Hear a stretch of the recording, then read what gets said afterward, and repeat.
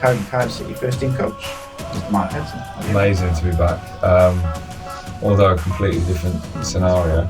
How difficult is that for you? Like, obviously being based down here and the kids and wife in Manchester, it's got to be quite tricky. Yeah, it is difficult.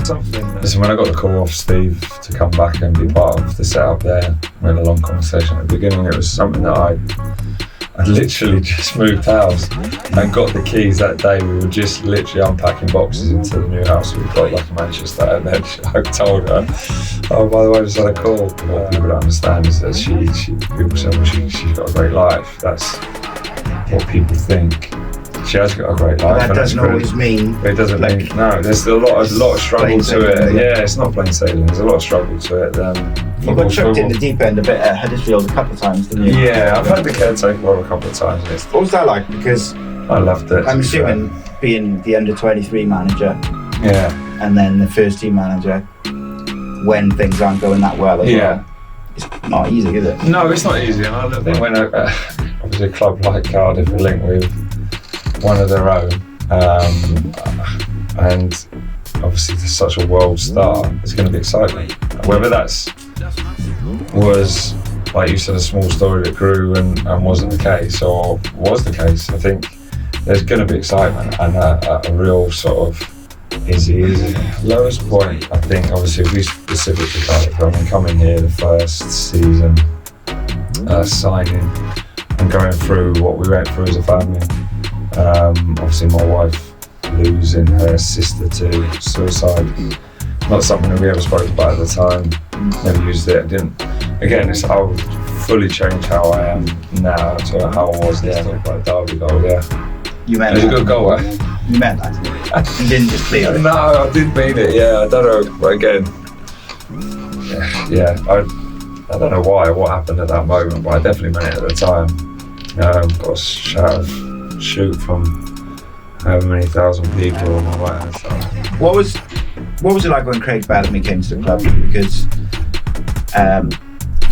he's got a bit of a reputation as being a bit prickly, but everyone who I have spoken to says that they were so impressed by his professionalism. He brought the level of training up.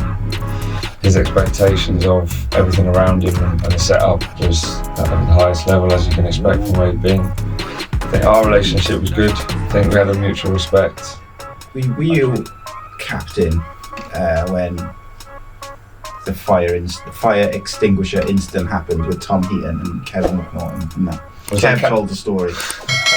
Wondered if you were.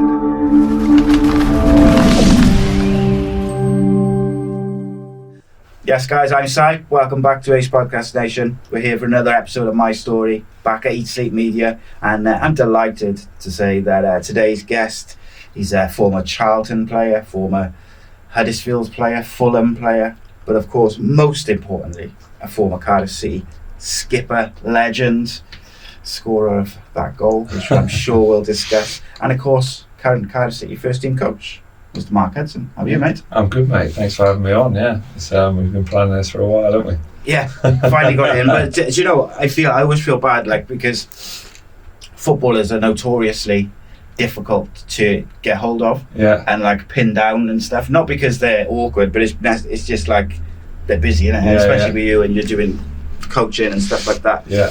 And the season, and I was just worried I was going to be he's going to get so fed up with me just messaging him every couple of weeks. I'm not like that. No, it's good. I'm glad to get it up and running. Yeah, just gentle reminders, isn't it? So you're back in Cardiff. May as well start there. Yeah. How's that? Amazing to be back. Although a completely different scenario, but it's coming back after such a long period of time away. I think there's lots of familiar things that make you feel, I suppose, comfortable. Obviously, being this side of the fence, the coaching side, something I've always wanted to do anyway. So that never fazed me. Coming back to be an ex-player to then a coach, that's never been an issue. So coming back, the familiar things and the familiar staff members that are still around the club, lots of good memories here. So I felt settled straight away, which is great. It's also the best city in the world as well. There's that, but I would say that, I suppose. I would say that. So we'll come back to Cardiff in a minute. I kind of wanted to go right back to the beginning of your life, your career, and stuff like that. Like, tell us a bit about your upbringing and how you got into football in those early days. Yeah, I think. What was you like as a teenager? Oh, a teenager. I mean, you can go way back before that. I think I started playing football at 5. It's early, like, isn't it? Really early. Early memories always just every time I had an opportunity to do something or play, or it was always with the ball. So I was doing that from a young age. I remember playing for sort of, I think it was under 16, local to where I lived. Played football all the way through. It's all I ever really wanted to do.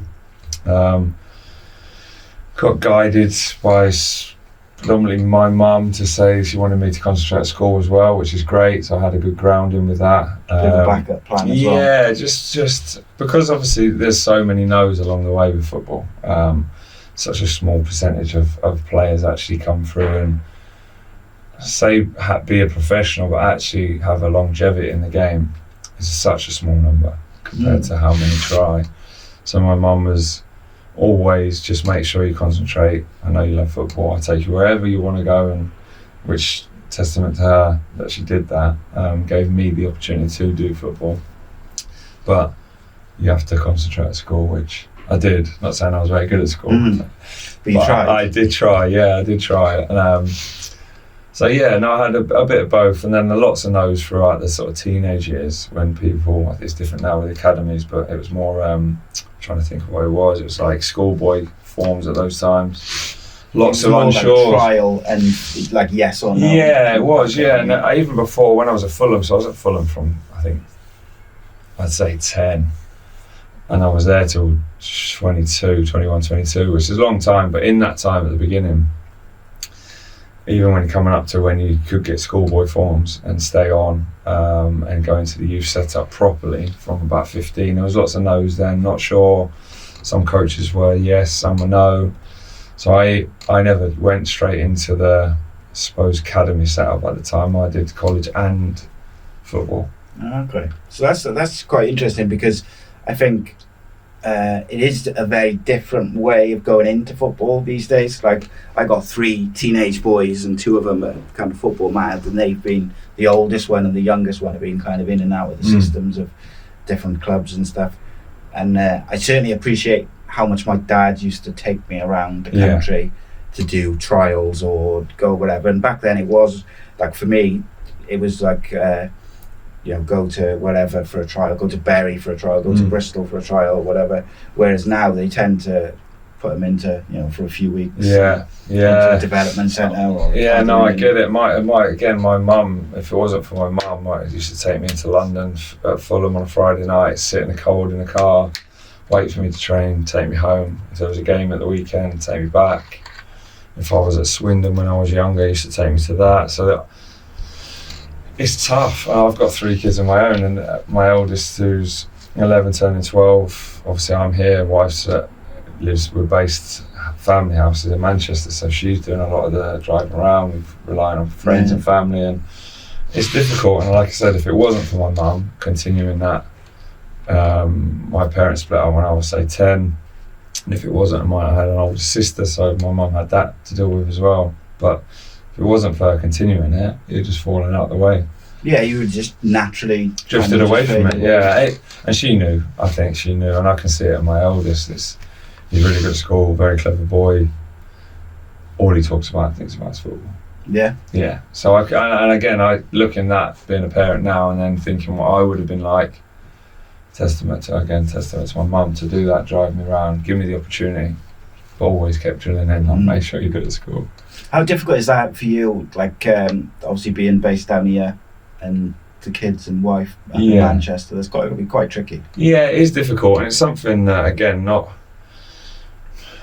everyone says like the job you do, and even when you're playing, it's the best life in the world. And don't get me wrong, it is. It comes with all the benefits, and there's loads of things that you're doing what you love, and that's great. But it's hard work to get there, and it's not been an easy route to get to do what I'm doing now. But and my kids have been brought up. I've got 2 boys that were the older 2 that were born here in Wales. My little girl was born in and around Manchester, and when we moved to Huddersfield at the time, we moved to Wetherby, too far, too isolated for my wife at the time. So we moved to Manchester, being the centre we thought would be the centre, and being able to connect to everywhere we needed to go. So, but we keep that as a base. Yeah. If I work somewhere else, I travel. And she, don't get me wrong, she would move back here tomorrow. She literally would love to come back. But my eldest, like I said, started his secondary school, just about to complete year 7. It's difficult then, isn't it? It's so difficult with children. Kind of up and again, it's something to talk about. It's the average lifespan of a manager is, in any job at the moment, I think is roughly about 9 months, and that's the average. I mean, you can go beyond that. And the thing is, do you uproot your family, take them out of school, take them away from their friends, all this, and then 6 months later you could be out of a job? Yeah, exactly. And then you could go somewhere else, get another job, and they could be here, and it could be the other side of the country, for instance. And we're quite good. We're really open with the conversation. We talk about it all the time. Like I said, she would have loved to come back. She would literally move here tomorrow. We decided for the best for the kids and everything at the moment. It's not too far. It's 2 hours 45 minutes really for me. I get home when I can. They love coming down here, so we've got a bit of good balance. Yeah. Kids, it's tough being away from them, and obviously the wife. I miss them, they miss me, but they know that I'm good at what I'm doing, and in that respect that I can give this my best shot. So yeah, it's one of them as well, I suppose. It's like when you get these types of opportunities, you don't want to pass them up, I suppose. No. In the same way as well. No, exactly. And listen, when I got the call off Steve to come back and be part of the setup there, we had a long conversation at the beginning. It was something that I literally just moved house and got the keys that day. We were just literally unpacking boxes into the new house that we've got back in Manchester, and then I told her, oh, by the way, I just had a call. And she's like, well, listen, you're going. It was never a question. So she said, I've done it every time we've moved house. I've literally left it to the sod's law, though, isn't it? The day you move in, that you get offered something. Yeah, again, and that's just the way the football world works. It is frantic, and it is.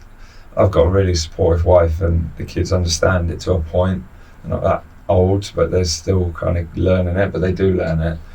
They know that it can be here, there, and everywhere. In 1 minute you're doing this, the next minute you're gone and doing something else. That's just how fast-paced football is. So, but again, the wife, I've been with her since 20. Well, we were together, met at 21. So she's seen a lot and knows how football works. So. Yeah, funny enough, we've on the last couple of shows that I've done, just by sort of coincidence really, we've ended up having conversations with different people from different industries. I think it was a fighter, a rapper, and yourself now, where we've ended up talking about the woman behind the support network. 100%. And it's I find it really interesting because I've been through a lot with my health over the last 10 years or so. And like I wouldn't have got through that without my wife. Right. And I kind of talk about that quite openly, and I say, like, you know, she's the kind of thing which keeps us all level. Together, she's the glue. Yeah, 100%. And I am quite fascinated, and you know, sometimes people don't want to talk about their families and things behind the scenes, but like I am kind of interested in that, because I think footballers' wives get tarred with like a certain brush, don't they? Yeah. But ultimately, like you just talked about, they have to put up with a lot. They're on their own a lot. If there's kids involved, they're usually on their own with those kids. Yeah, they've got to put up a lot. Like I said, I can't thank her enough. She's school runs. Again, and I'm not saying that we don't have a massive family around that to have. She hasn't got a lot of support, and although there's parents and parent that are willing to help but aren't really able to, so she takes on a lot, and it's not something that we don't talk about. We do talk about it a lot, and I'm very grateful for her to give me the opportunity to go and try and succeed. On the flip side of that, if I was just sacrificing what I felt like I was really good at, then I wouldn't be the same person. I wouldn't be the same maybe husband or father. So there's a good balance with it, and we're open with it. And again, what people don't understand is that people say, well, she's got a great life. That's what people think. She has got a great life. But that doesn't always mean. It doesn't mean no. There's still a lot of struggle to it. Yeah, it's not plain sailing. There's a lot of struggle to it. There's a heartache. There's a lot of being on your own, isolated, and all that comes with it that people don't really see. But yeah, I often think about that, about quite like younger footballers, sort of mid to early 20s, who've got families, and then they move to, they come over to, say, the UK from Italy or Spain, and people jump on them straight away if they haven't scored 10 goals in the first 10 games or something. And it's like, new country, new language, their wife is not only going through all that stuff that we just talked about, but also they're in a different country where they're close. They can't just go down the shop to go and get milk or whatever it may be. It's certainly a side of things which I think football fans don't always think it's a about. huge part, actually. I talk about it all the time. We talk about like trying to help people settle. It's a huge thing, especially if it, like you said, it's an actual country change. There's different ways of living. Like you said, the language barriers. There's trying to settle not just themselves as players. Families trying to settle kids into nurseries. The wife partner can feel quite isolated because you've got to get them to integrate into the partners that are at the club at the time. It's a huge thing, and form will fluctuate with that. So yeah, it's a big thing. How difficult is that for you then? I suppose you've got the benefit of being a player previously yourself, but like, I want to talk more about you today, but like, Cardiff have just brought in, I think, 11 players. That's a lot of players to try and help and integrate, and not just integrate into the team, but the area and everything. Yeah, I mean, we've got the support staff behind at the club, very, very good.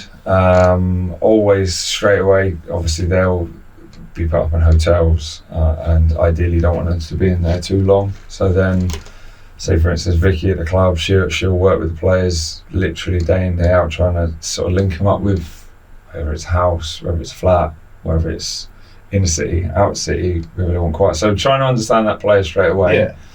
We'll have done before we recruit, and this is something that we work on quite a lot, is we'll look into the player, whether it's partners, whether they're single, whether they, for instance, Shay's been here before, and it's just trying to find and understand them and what they want and making them feel comfortable straight away. So introduction to meeting everyone around the club, making them feel welcome, really, like we've brought you here to be part of this, so making them feel like something to be excited about. So constant management, we've got a board that we work on, so there's constant player contact, and just work every player to what they want specifically, and get them to blend into how we want to play this. So that's a different side of it.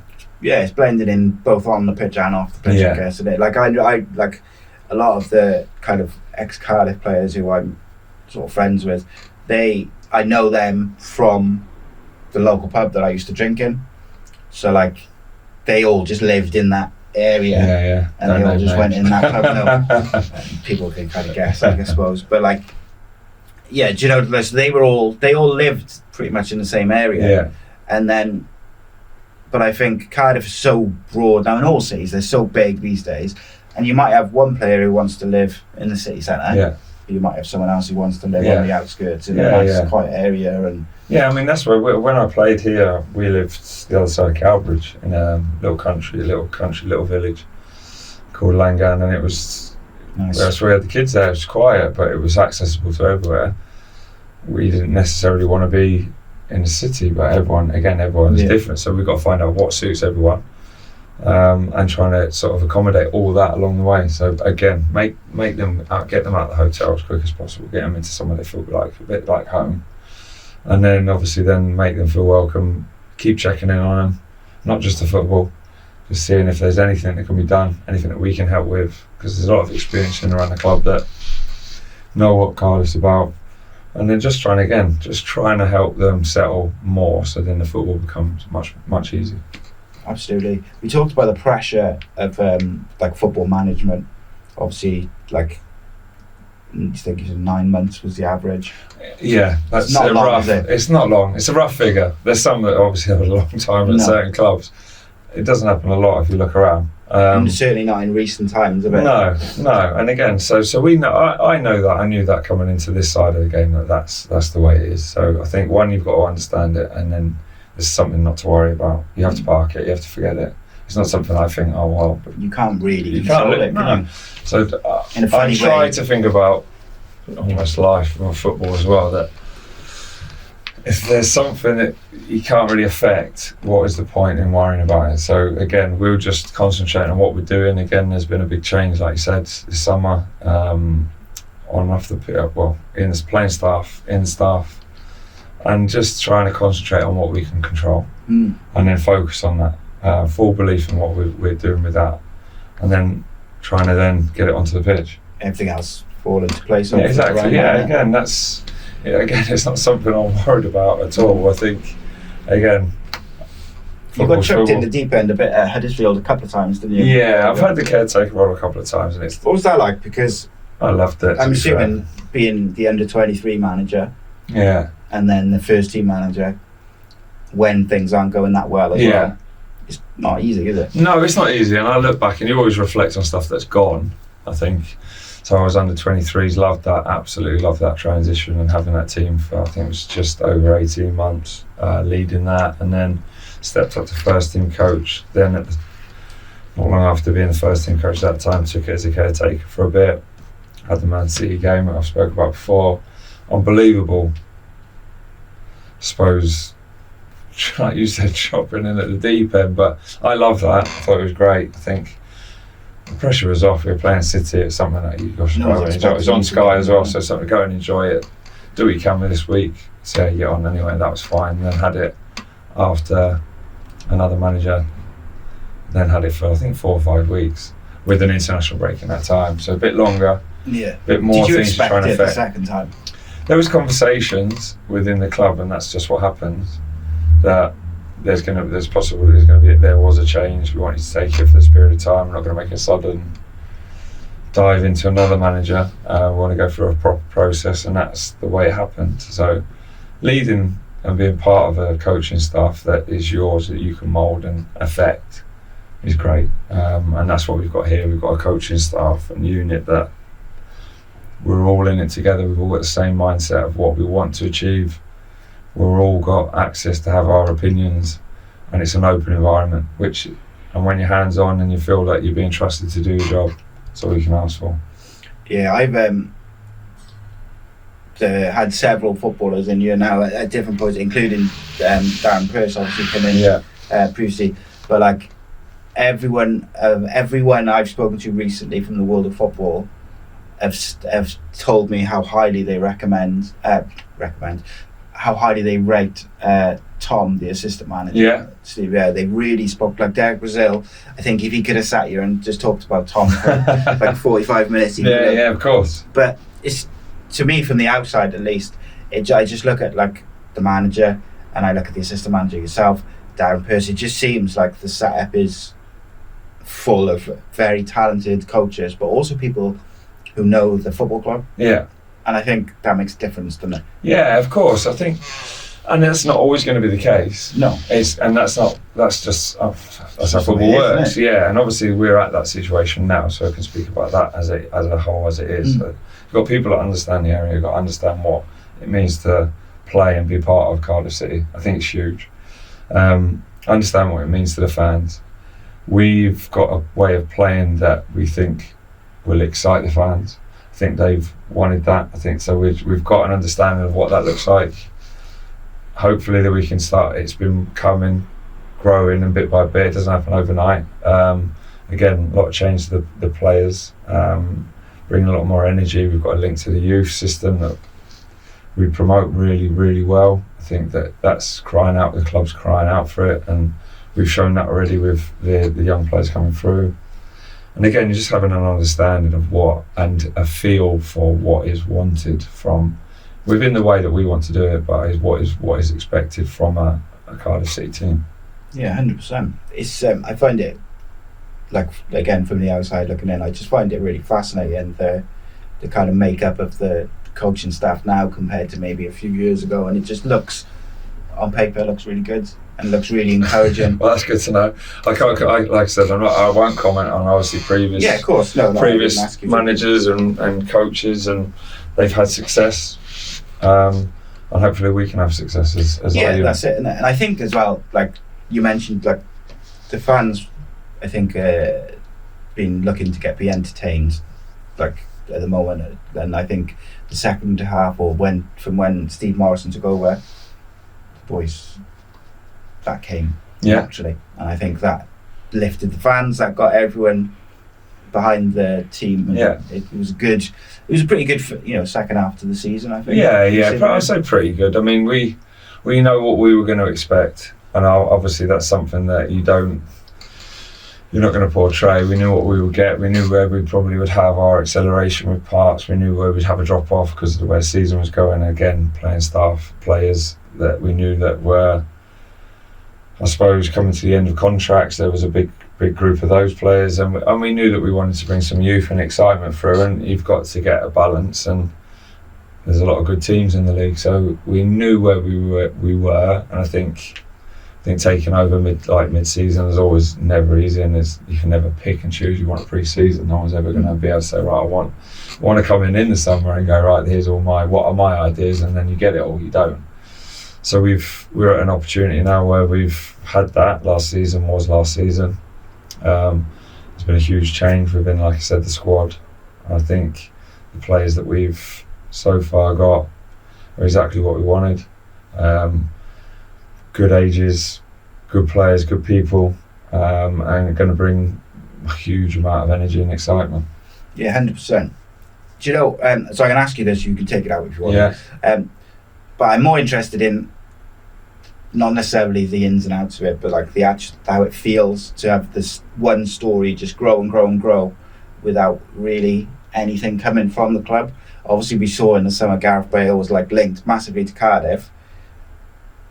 It interests me more like how this small story, which usually starts in the media and then is stoked by the media, and he gets a life of his own.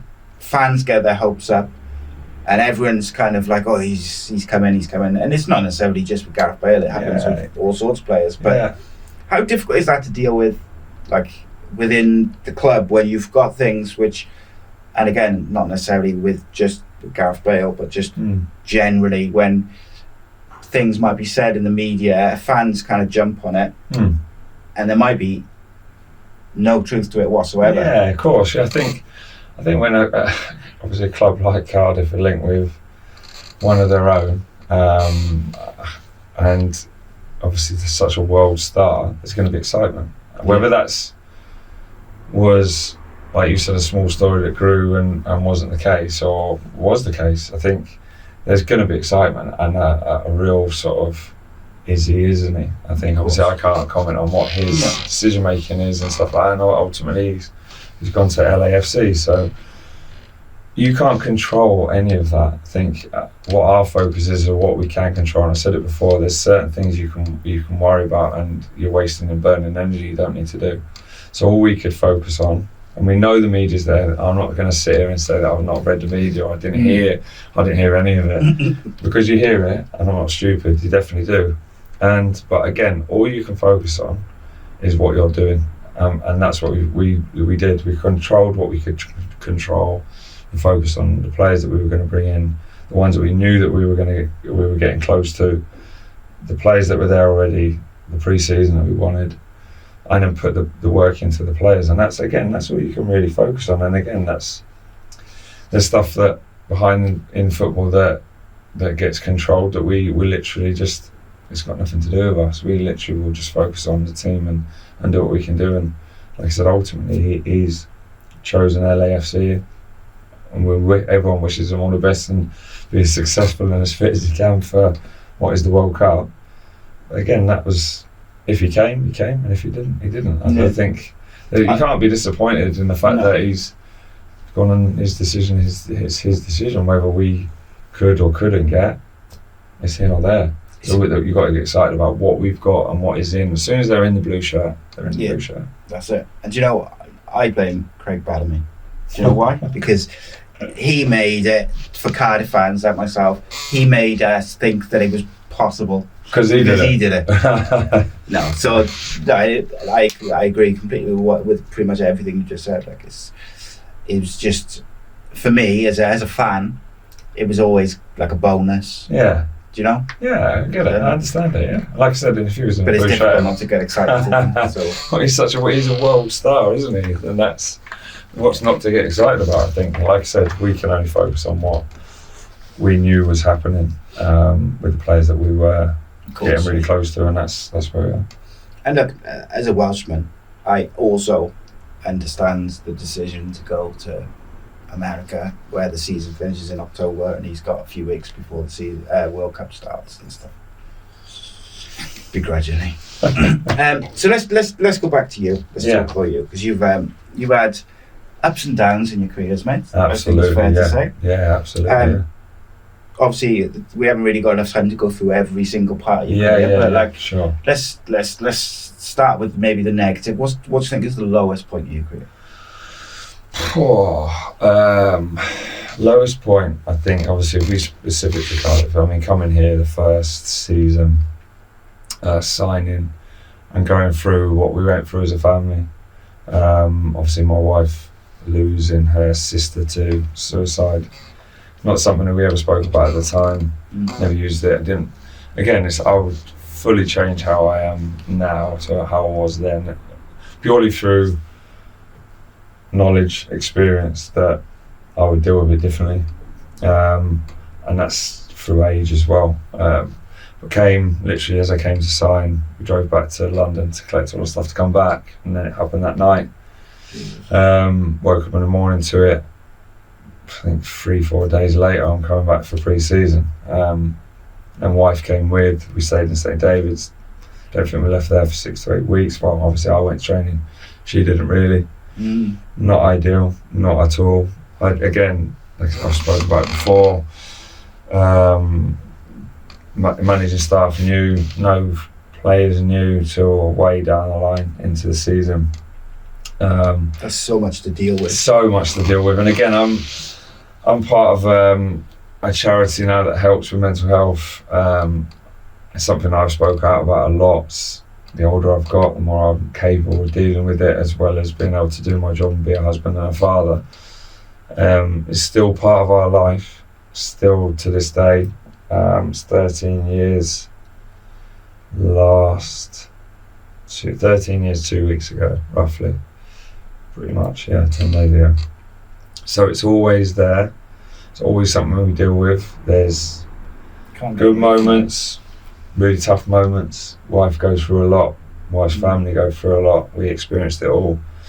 But that year was, I think, brutal one, because I wanted to come and be successful, and every player wants to do that. And I wasn't anywhere near what I thought I was. And again, I felt quite young at the time. Looking back now, being a 40-year-old, you look back and it's easy to look back and think, well, could have dealt with that better. Could have changed the mindset in that respect. But it was just all a bit of a blur at the beginning. I was given the captain's armband.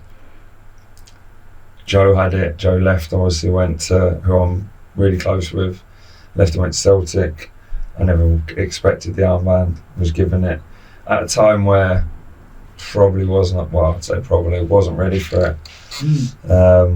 Probably wanted to go under the radar a little bit. I think I look back and think any player going through something like that, you just literally want to go under the radar and try and blend in as much as you can. Obviously you can't when you're a captain. On the other side of that, once players that I got really close with understood, started to help me, I started to feel better towards the end of that season. Went away, new season, and then we sort of kicked on from there a little bit. So, but I would say that year was, and again, like I said, that's not just the year; it's been continuing since. But for football, that year was tough. Well, it's bound to be. I think, like it's such a difficult and confusing and all the worrying, upsetting, all these different words, and brutal is a word that you used as well. Like all of those words describe that kind of situation very truthfully, and I think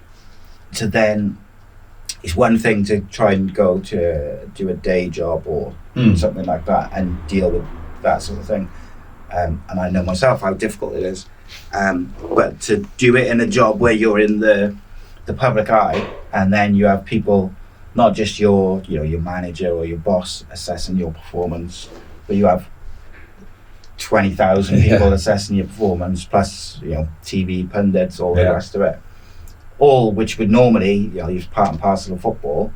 But of course, when you're kind of in that situation, everything's a bit more raw and a bit more difficult, and a bit like I could only imagine how difficult that season was.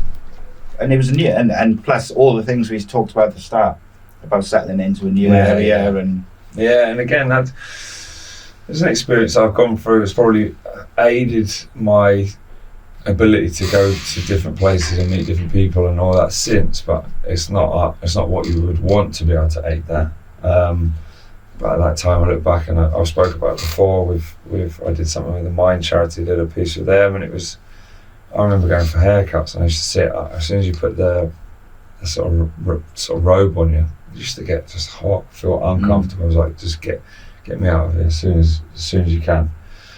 Now I look back and see all the stuff that I've learned about understanding what those things are, just not in a good place at all. And that's why I wanted to be able to do and help as many people as I could with the charity and understanding what that people go through.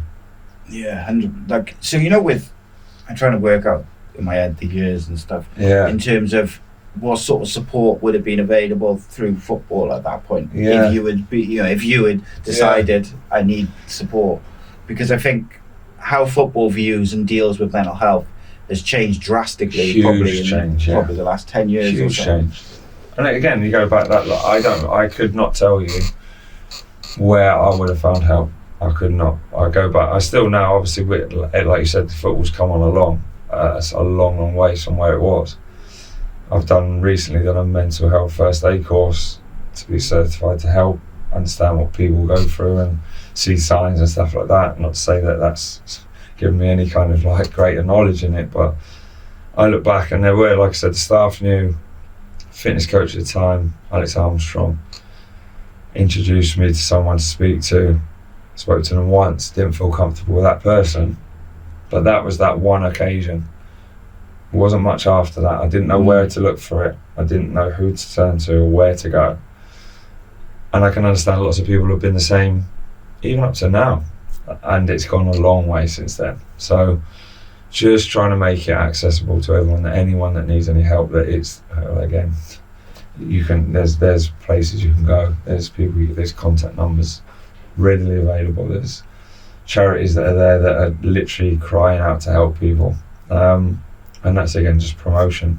But again, I look back and think I wouldn't know really where to go and who I could trust in a way to feel that I can empty out here, because I feel like I'm on the verge of just bursting into tears all the time. That's the thing, isn't it? It's like you're just bottling up that stuff, and it's just, the more you bottle it up, the worse you feel, the more anxious you feel, and you get all those feelings of like anxiety and things like that.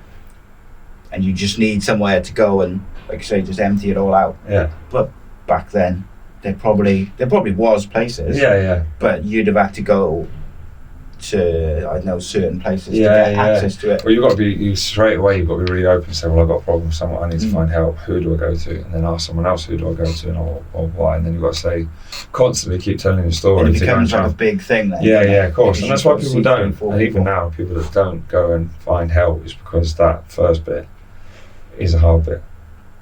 But again, there is much more accessibility to it now than there probably was back then, and thank God for that, really. Yeah, 100%. Jacob, so I do a mental health in sports show with Jacob Kelly, who works, I think he works with Bristol Rovers, Right.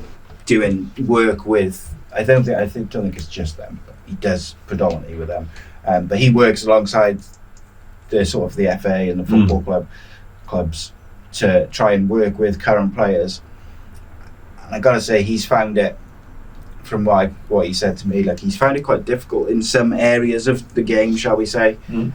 Some places have been a bit more, what's the word, not abrasive, but like standoffish. But yeah, not as eager to get involved in that sort of it's thing. It's still a subject that people find difficult to deal with, and there's always going to be this sort of stigma that it's football's a men's world, you've got to get on with it and craft through stuff. But ultimately it's not. If it's at that sort of kind of level where it's really affecting yourself, your family, performance, it needs dealing with. And I think that's about being in contact. Again, I can only speak of where we are with coaching staff, with our players. Any issues that we feel that we can see in different behaviours, then we'll make sure we've got, like I said, we've got a board that we've created that has a contact piece for players. So we know that we can see, we can sense if there's something. One of us at one time will go and ask them if there's anything that they need help with, and it could be little, but they've got to be accessible. That's what we want to make ourselves. You don't know if it's little, do you? If you don't. So we're there again. That's what we wanted to try and help with. So that's good. Trying to make it as open and an environment where you can. That's how you build trust ultimately. 100%, definitely. I'm pleased to hear that, and it always, like, as I said, like, football has changed drastically in the way it deals with mental health. Yeah. I know that just from some of the people I've spoken to, but like, it always makes me feel better when I hear people like yourself who are still involved in the game, still day to day involved in the game, and you hear things like that in place, and that it's not a kind of, oh yeah, everything's better now, so that's it. Yeah, there's no end game to it. There's no end game, and it's only something that you can try and promote and follow on with. And it's like I said, there's no going to be suddenly about everything. There's all the access, and everyone's going to be fine. It ain't. So it's just a never-growing project, I think, within all walks of life. Yeah. Obviously, we're here to talk about football, so within football, it's growing, and it will continue to grow. So that season was tricky. Yes. You had a pretty good time under Dave Jones, I think. And it's really interesting because I've kind of got two different, not different sides, but two different experiences with Dave Jones. So on one side, Andy Campbell left the club under Dave Jones and they had a bit of a falling out. And then on the other side, Kev really, really enjoyed his time under Dave Jones. And I think I'd be right in saying he was probably his most enjoyable period of his career. On the pitch, you seem to be, it was quite a successful period for you. Cardiff did pretty well. Yeah. Is that the way you see it with Dave? Because I feel like he's quite a character which some people seem to gravitate to, and then some people find a bit more difficult. Yeah, again, I think that's down to coaches and players, isn't it? I think, again, he brought me in. Terry Burton was there, unbelievable coach, had an unbelievable career in the game, being a coach. I learnt a lot from them individually, but I've always said that in anything I've ever spoke about my route, there's always stuff that you should pick up from everyone, good and bad. So again, there's lots of things that I took from that. He brought me in. He brought me to a football club that I found very successful over the long term of it. Yeah. Again, somewhere that I've had 2 babies at, so not at the football club, but in Wales.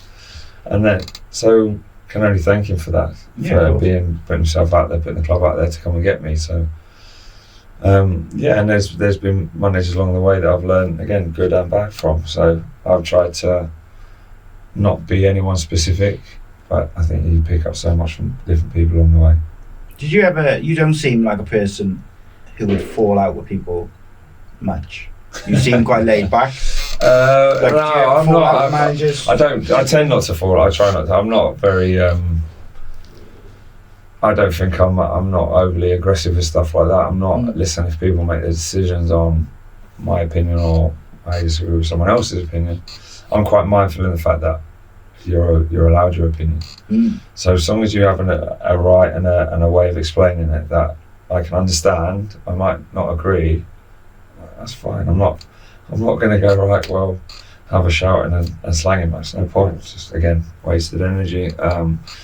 Is there people along my lifespan to this point that I've fallen away from that I don't speak to? Yeah, but that's just normal. But as into falling out with, I'm not one to sit and argue. It's just not for me, really. I don't. Interesting. It's interesting, but the reason I find it interesting is because on the pitch, you were very, like almost like a typical central defender, if you like, a stereotypical central defender, dedicated, strong in the air, all the things that you would look for in a central defender, I guess. Yeah. But actually, from the 50 odd minutes I've been speaking to you, you're so laid back, it's unreal. It's a good quality. Yeah, though, yeah. like, I think I've always tried to, and if people have heard this before or not, I've always tried to be welcoming to everyone. So there's never a person or that I won't give the time of day to. If you're not overly affectionate or want to give me that, then that's fine. That's down to you. But even when I've been captain at the places I was when talking back about being a player, the same pretty much that I've been as a coach. At this side is give everyone the opportunity, welcome everyone, and that's how I feel. That's how you make better teams. And ultimately, I tried to do that as a captain, trying to do that as a coach. I think give everyone the time of day, give everyone as much attention as each other, and then again, you talk about building trust and relationships. I think, in my opinion, it's the only way you can do it, really. Well, for me, like, I forget who it was. I was speaking to someone about this the other week, but like, in a football team, whether it's a kids team or a men's team, if you've got, say, a squad of 20 or 25, whatever, that's 25 individual personalities, and the chances that all 25 of those people are going to learn the same way or react positively to the same things is slim to none.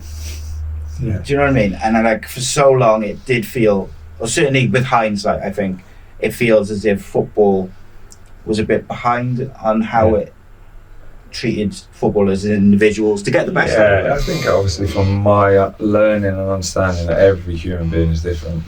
They all learn different. There's some, again, we can go through it all. I mean, some are visual learners, some are audio, some physically want to be physically taught in a way that they're on the grass and learning that way.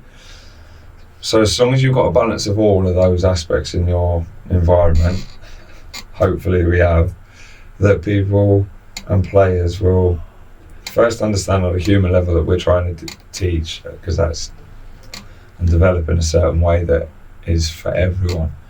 And again, some will need reminding because they might not absorb stuff in an analyst room from a screen, but then as soon as you put them on the grass and you do it that way, they pick it up and learn from there. So as long as, again, you're in an environment where coaching staff know it, all the staff around the building know it, that everyone learns differently, then you can definitely deal with that. Yeah, it's one of those things, and like I get really frustrated watching my youngest boy's team plays, and watching some of the other teams play, because his coach is excellent and how he deals with the kids. But when I see some of the teams we play against and how their coaches behave and screaming and shouting, like, I get quite upset by it, because it's like they're 13, they want to just play football with their mates, and you're like screaming at them because they've miscontrolled the ball. But there are players also, particularly in the professional game, who will react better to being sort of shouted at a bit. But I think you can only do that once you've got a level of trust and a relationship between them before you can get first conversation. If you've met someone once, so we signed someone yesterday, they trained today, and you just literally start shouting at them. I can't imagine it's going to go down too well. No. So and I think obviously younger age groups, like I said, my son's plays an under-12s team. He's always looking for me for advice, which I've tried to not be too in his face with. I've always tried to let him enjoy playing football because he loves it. We do have conversations about what, like, if it's behavioural, then that might be different. But if it's just to play the game and love the game, go and make your own mistakes, go and learn that way. You have to. But there's all different ways of helping and teaching. And I mean, I've watched other coaches and teams that my son's played against, and parents as well, be a bit emotional with it. And I think we had a game abandoned last year because of the parents and coaches. And just under 12s. It's sad, isn't it, for the kids? Every 5 minutes, the ref, like the ball we got for throw-in, they'd stop and have a go at the ref and overthrowing, and it was just like, you're teaching behaviours to children as well, I think, in that respect. But again, but even their players, their defenders were just like, at the end, they were kind of like, just shut up and let us play. Like they were getting frustrated with it because they just want to play football. There was one or two who were kind of copying it, but the rest of them kind of just wanted. Yeah, we have this discussion all the time about the underage groups in our office, and even if we're sat having lunch somewhere else or dinner, because most of the staff have children and they play the game or play sport in some way, so it's just your experience is what you see and what we maybe think's right or wrong. So, I mean, that's everywhere, isn't it? 100%. So, I gotta stop saying that. 100%. So, who would you think was your most underrated centre-back partner? Oh, good question. Underrated, yeah. Yeah. Because you've had some really, really good centre-backs. Across the whole my career that I had, yeah. Fonte was one. He'd only come to Palace at the time, and look at the career he's had. I still speak to him. Ben Turner, obviously, he was just outstanding human being, and what a tank. Such a good player. Underrated. Wow, good question. That is a good question. Underrated. I don't know who would be underrated. Because if they were playing and my partner, they're probably not that underrated in that respect. Now, I mean, we had a boy called Sorondo, pretty sure that's right. Surname came from Inter Milan to Palace. Not really heard of him, came in, he was unbelievable. Unbelievable. It wasn't Palace for very long, but unbelievable player. Another one I'd heard of, Fitzhall, when he came to Palace when I was younger. Really good, really, really top centre half. Went on and had a great career as well. I think if someone's asked me, not the same question but slightly different in the fact that did I think Fonts would go on and have the career he had? Probably say no. I'll probably say the same to him as well. But to go and have the amount of games he played for Portugal and the career he's had and still playing now, I think he's 39. He's unbelievable. And when he came, I could have now still put my hand on it and say no, I would not think he'd have had that career. Not to say he was bad, but he just. So again, that goes back to sort of another question about what you see of like potential players. Such a difficult answer to that. There's no real specific answer. Some can see you're gonna have a good career, but at that level, he went on and had a top career. Is there any players you look back to, like, well, maybe when you were younger, or maybe even just when you were established first team and you saw them coming through, like young footballers you came through and you thought, wow, they're unbelievable, and then for whatever reason didn't quite pan out for them and they didn't go where I've seen many players come through, and even in youth teams that even my age groups, most players were better than me. Whether that be technically, understanding the game, and we spoke about, I think at the beginning, about the such a small percentage actually come through. I'm not saying to have a career you've got to play 80 plus 100 games and then elongate that on top. Some could play 20 and you don't hear of them again. Might drop down the leagues. And I've seen many of those players, so many, and it's sad really, because some gifted individuals as well. Like some of my schoolmates, one of my schoolmates was miles better than me. He was at Chelsea, I was at Fulham, and ultimately I had a career and he didn't. But he was miles better than me. A different position, and then it's just the why, and there's loads of answers to that. There's a bit of luck in there as well. There is luck. There is 100%. You can't say there isn't, but it's copied you with 100%. It's but that is something that this game has. It's a big fallout of lots of players, and you've just got to keep wanting it and enjoying it ultimately. Yeah, I had a sports psychologist on probably about 18 months ago now, and her job was literally to work with boys who have kind of been in the academy systems all their childhood basically, and then when the ones who kind of get to 16, 17 and don't get off the contract, and they're suddenly like, right, what am I doing with my life? Yeah. Because it's difficult then, isn't it? Because they've been literally gone academy training or whatever 2-3 times a week, and if they're not in your situation where your mum said, right, if you want to go to football, you do your school and I'll take you wherever you want to go. If they haven't got someone telling them that, they literally haven't got anything to fall back Yeah. on. So that's exactly what our charity is really. We've got, it's called Go Again, and it is literally, to start with, was based on academy players being released with no real idea of what to do next. So, and there's a lot. Let me tell you, there's a lot of players across all the leagues you can think of and non-league and down that have aspirations all the way through to 15, 16, like you said. Then nothing after when they get released and no idea really what to do. So there's something that, again, we've tried to pick on, and there's lots of charities and people that are dealing with it as well.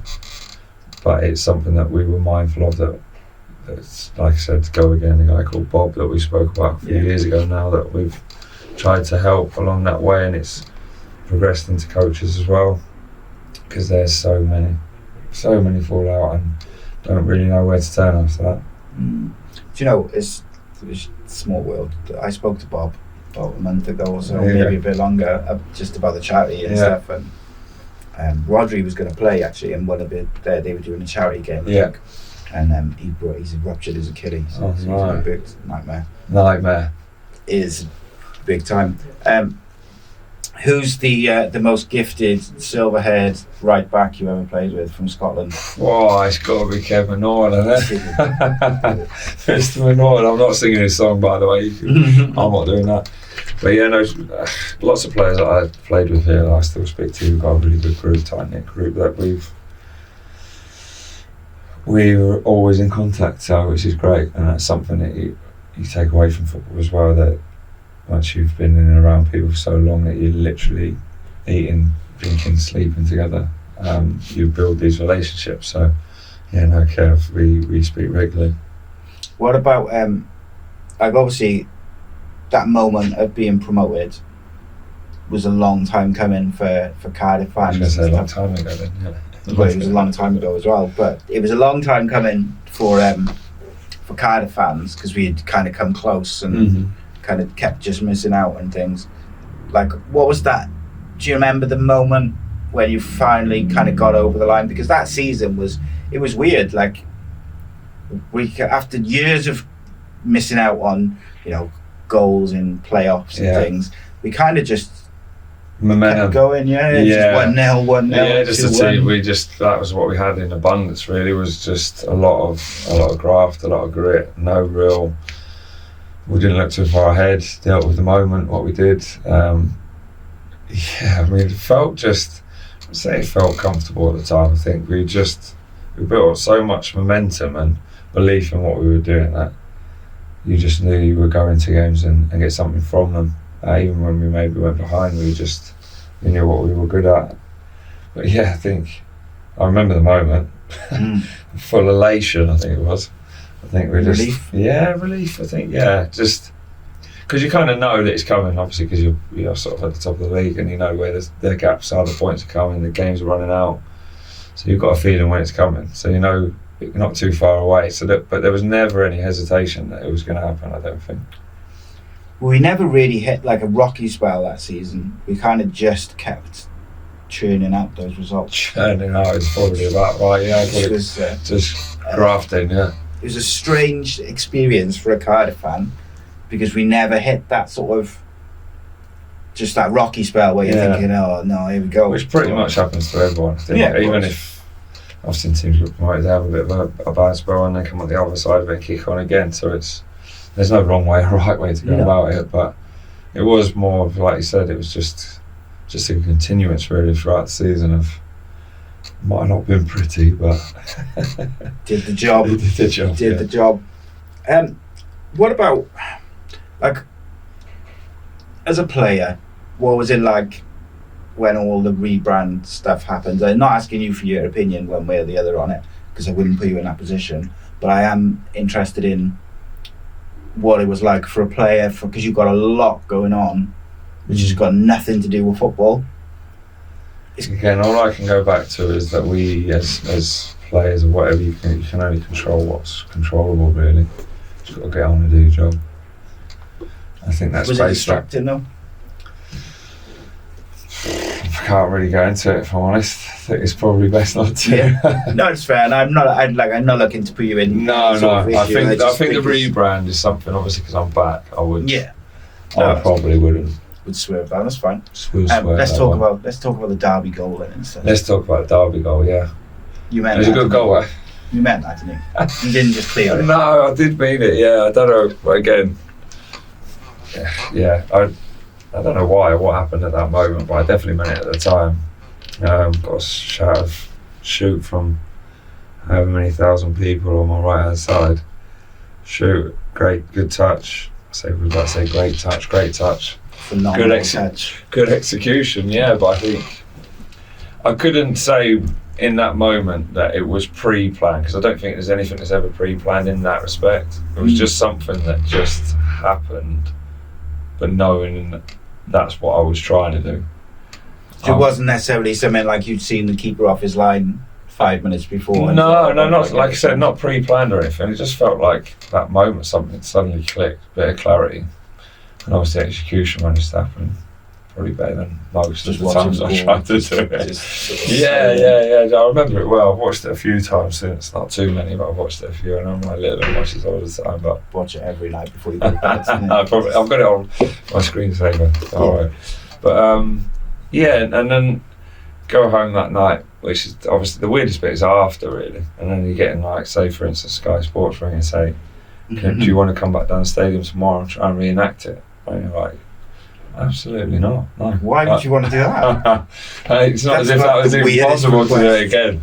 But yeah, I mean, I was lucky to be part of, obviously, a magical moment for me myself in that way. And something which lives on forever in there, because you don't see many of those, although we've seen probably more since. Yeah, I don't think, obviously, if we were maybe in the Premier League, we might have got a bit more exposure. But yeah, that's it, innit? But it's a weird thing, come down the stadium and reenact it. Well, imagine how awkward that would be if you'd gone down there to reenact it and just I did say straight away, it was just like, what, if we come down, put my kit back on in the stadium and reenact it? I was like, absolutely not. So you never just be slicing just leave it as the one off. Yeah. Just be like normal. That'd be that's brutal. Just as we kind of finish off, I'll fire a couple of questions. Just about some players and different things. What was it like when Craig Bellamy came to the club? Because he's got a bit of a reputation as being a bit prickly, but everyone who I have spoken to says that they were so impressed by his professionalism, and he obviously brought his own fitness coach and stuff like that. And I know, when we had Jay on with me and Kev, he said watching Craig Bellamy train changed how he looked after himself, and that's why he's still going. You cannot question his professionalism with the game at all, not at all. I think he brought the level of training up. His expectations of everything around him and the setup was of the highest level, as you can expect from where he'd been. I think our relationship was good. I think we had a mutual respect. I treated him obviously as someone that's played the game at the highest level, but also in the fact that I treated him not as a normal human being. Yeah. And we got on well, and I respected the fact that the club had managed to make that happen, and he came in and he wore the armband when he played, and I was club captain around the rest of the time at the club, and if there was an issue we dealt with it. But yeah, his training his work ethic was right up there. Is that weird to have effectively a club captain, which was you, and then obviously he was wearing the captain's armband as well, or was it just Dave, to be fair to Dave, spoke to me at the time and said that we've got an opportunity possibly to get Craig Bellamy to the club. Were you surprised when he said that? Of course, you're a bit shocked. He's a good age still. He's definitely got a lot to offer. I was like, yeah, absolutely, yeah. So that's what's going to help get him through the door. Absolutely fine. So I just went about. As soon as that conversation was done, I never thought about it again. Just obviously, I love wearing the armband. That's fine, but I didn't change how I was off the pitch to being as I was on the pitch, with or without it. So it didn't make too much difference either. Not really, no. Yeah, he was still obviously I think when he signed, he was coming off the season where he had taken Rio Ferdinand apart for Man City. Yeah, that's right. You know, it was like he's 31. it was such a weird thing because he was still young. Yeah. Like I said, 31, a lot to offer. Had to manage himself, which he did. Scored goals. He did. Yeah, an unbelievable strike and some important goals. I think I watched them back the other day. There was a reel going around that he's all his goals that he scored. You forget how many he did, and the impact on the level of training would be just taking it up a notch with every single bit, and people wanted to push on because of it. So I think when you've got someone through the door like that, then you can't help but try and raise your level. Tell me, why did Dave Jones get the best out of Jay? Why did he? Yeah. Why was it? And really, I think I've got a tremendous amount of respect for Jay. Of course. I still speak to Jay now, and I think he was like a father figure to the front line at that point, and that wasn't just the front line. That was how he probably saw his role as a manager maybe at the time, and that's just me guessing. I wouldn't know if that was the real what was behind it, but if there was issues, he dealt with it individually with each player. If there was something that he could help with, put an arm around, and I think Jay liked that. But again, speaking to Jay since, we've got a mutual understanding of what he liked, that I would always keep pushing him, tell him what I thought, and he would say his piece on, and we would still get on. So I think there was that within the group as well, which was good. We had an understanding of each other, and I think with Jay and obviously the manager at the time, I think they had that understanding as well. Yeah, he's got this reputation as being difficult as a footballer to deal with or whatever, but from the outside at least, I never saw that at Cardiff. You could see sometimes maybe he was a bit frustrated or whatever, but generally he just looked like someone who was incredibly gifted. He was gifted. I've told him that as well. He said he probably had a bit of everything. I mean, for his type of player now, you're looking at a fortune. I had this conversation with Rodri last week on Thursday because he's a United fan, isn't he? And he's we're on about strikers. But there's no number 9s anywhere, is it? Yeah. No one plays with them. Yeah, I know. You look at he had pace, he had power, left-footed, good in the air, touch was good, feet was good, could dribble, and he's got everything really. And that was my bit that I've spoke to him since. So I'm not saying anything out of line, but had everything.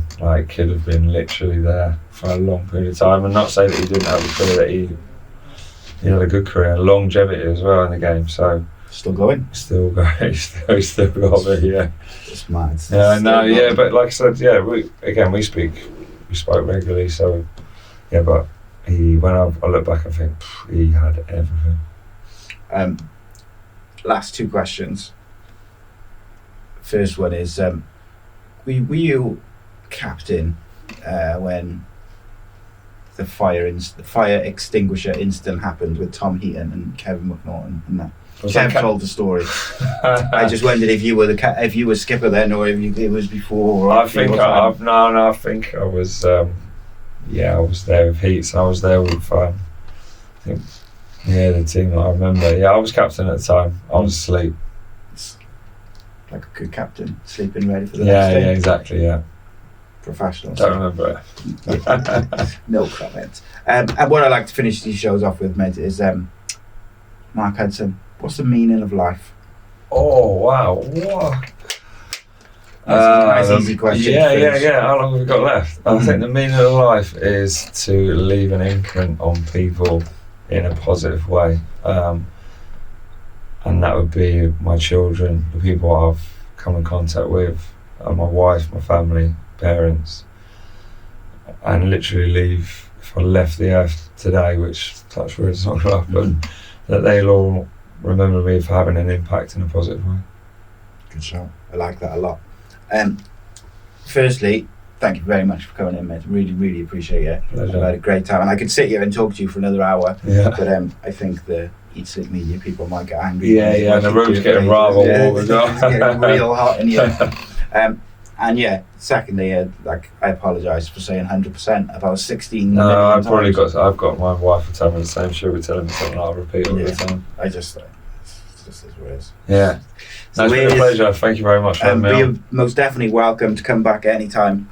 Maybe we can do a part 2. Yeah, we'll see how this goes down first, and then yeah, maybe you want me that's back. That's it. Guys, subscribe, like, all that good stuff. And of course, check out Mark Hudson at Cardiff City. And if you want to see one of the best goals ever, just go to YouTube. Yeah. Mark Hudson, Link me into own it as half, well. tag him. You've got to tag him and give him your opinion. There's nothing footballers like more than hearing your opinions. Good recognition, I think that's the word. Right, cool. Right, thank you, my friend. Thank you.